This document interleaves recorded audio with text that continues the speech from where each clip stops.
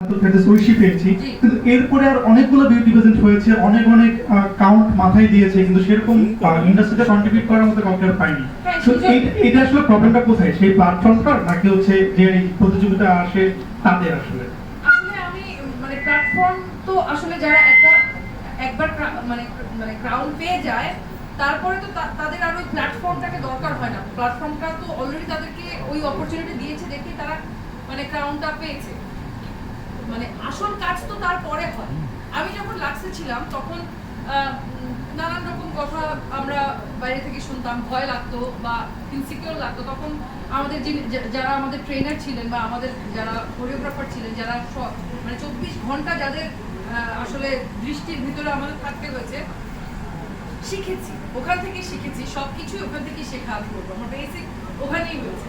তো আমি সবসময় বলতে শুনেছি আমার সিনিয়রদেরকে, আজরাফকে, টুম্পাকে সবসময় বলতে শুনেছি যে এখানে আসলে কিছু নাই, এখানে কোনো ভয় নাই। বা আসল জার্নিটা শুরু হবে তোমার যখন তুমি এই বিউটি প্যাজেন্ট থেকে বের হয়ে ফাইনালের পরে যখন বাইরে যাবে, বাইরে কাজ করবে, তখন আসল জার্নিটা তখন শুরু হয়। আমি ইন্ডাস্ট্রিতে সাস্টেইন করবো কি করবো না, এটা আসলে আমি একটা